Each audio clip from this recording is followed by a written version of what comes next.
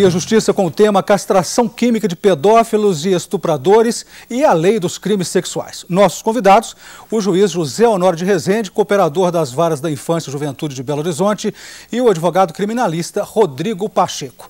A Lei 12.015, de 10 de agosto de 2009, agravou as penas para os autores de crimes contra a dignidade sexual. Pergunto para o senhor, doutor Rodrigo, o endurecimento das penas para os crimes sexuais foi capaz de inibir sua prática? Na verdade, nós temos um histórico de que o endurecimento ou agravamento de penas não é o remédio determinante para a redução de criminalidade. No caso dos crimes sexuais, o Código Penal é da década de 40, sofreu uma alteração no que tange aos crimes sexuais no ano de 2005 e mais recentemente em 2009, através da Lei 12.015, houve uma alteração substancial nos crimes contra a dignidade sexual. Houve, de fato, uma previsão que antes havia de maneira um pouco dúbia e que agora é clara, que é a dos crimes sexuais contra vulneráveis, menores de 14 anos, quem tem enfermidade mental ou quem não tem capacidade de resistir a um ato sexual.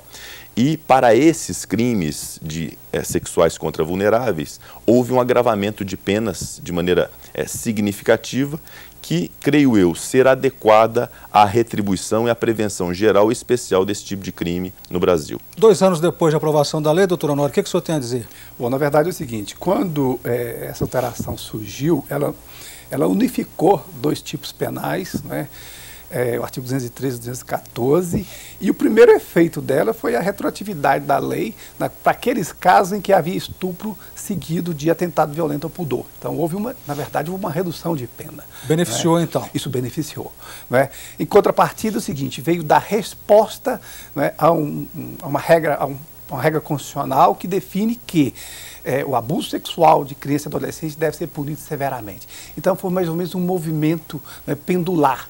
Né? No momento, ela trouxe uma perspectiva de redução, quer dizer, o bem jurídico é um só, não é? Então, me pareceu correta a alteração, não é? A liberdade sexual, não é? Em outro momento, ela veio proteger a criança e o adolescente, não é, desse tipo de conduta. Então, foi um movimento legislativo adequado. Mas conseguiu diminuir a pergunta inicial? Sim, não, na verdade, eu penso que não. Não é? A legislação por si só, não é? Nós não mudamos uma sociedade, né, na força da legislação. Não é? O endurecimento de penas, o que acontece? A repercussão disso, estudos comprovam, não é? Penas mais elevadas tendem a exacerbar a reincidência. E o que se tem claro é que o que precisa de haver uma resposta da sociedade à conduta, uma resposta do direito à conduta. Não é? Se essa pena é mais grave ou não, a lei de crimes hediondos está aí, não é? Que veio como talvez uma solução daqueles que advogam movimentos como da lei e da ordem para diminuir a criminalidade, e nós não temos isso. Não é? Nós precisamos de civilidade. Não é? Isso muda uma sociedade. O senhor queria... Não é apenas uma inovação que é importante dessa lei, o doutor José Honório abordou bem as questões de unificação dos tipos penais, mas também o que é interessante para a população saber, é que houve a possibilidade, ou há a possibilidade agora, de o homem ser vítima do crime sexual de estupro. Anteriormente era apenas a mulher o sujeito passivo do crime de estupro. E isso vai ao encontro do que a Constituição estabelece como uma igualdade entre homens e mulheres, embora na prática seja bem inusitado que um homem reclame de ter sofrido um estupro praticado por uma mulher.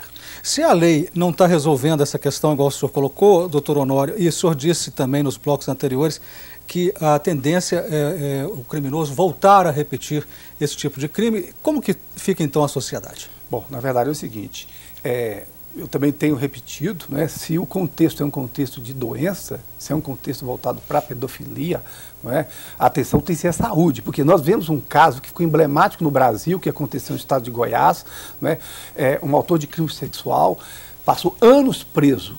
Não é, ele tinha um comportamento exemplar, de cadeia, relatórios, não é, todos os laudos favoráveis. Assim que ele saiu, ele reincidiu. Quer dizer, a intervenção foi correta? Talvez numa perspectiva de uns foi, não é? Mas na principal perspectiva de uma intervenção, que é evitar a reincidência, ela foi nula. Não ficou claro para mim a questão da solução que o Estado está dando.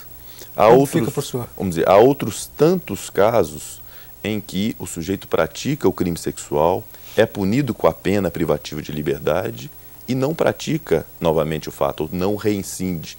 E, vamos dizer, a pena cumpre a finalidade que é a de reeducar e ressocializar aquele cidadão.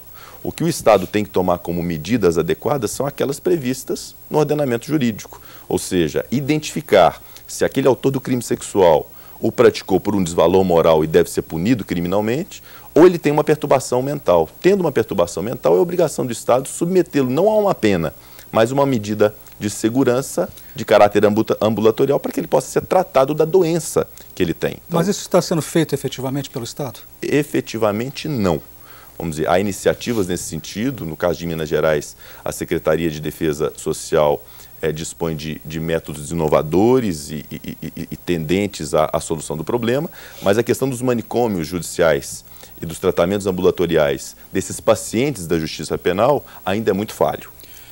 Eu destaco o seguinte, talvez o que fosse mais relevante nisso seria uma atuação preventiva, identificar, não é, esses possíveis autores desse tipo de crime, principalmente pela internet, quer dizer, uma força especial voltada, não é, para uma identificação desse criminoso antes de ele agir. E o trabalho educativo também, porque os crimes sexuais, a incidência é geralmente em níveis sociais mais baixos. Então, o trabalho educativo para pais, padrastos que cogitam praticar um crime sexual contra um filho ou um enteado, para que eles tenham a noção do que é a repercussão disso, jurídica e social. Doutor Rodrigo, doutor Honório, muito obrigado aos senhores pelas participações. Obrigado. O Veja Justiça de hoje termina aqui. Este programa é uma parceria da TV Assembleia com a MAGES, a Associação dos Magistrados Mineiros. Suas críticas, perguntas e comentários, fale com a nossa produção pelo telefone 31 3079 3454 ou pelos endereços eletrônicos tv@almg.gov.br ou vejajustiça@mages.com.br. Até a próxima semana.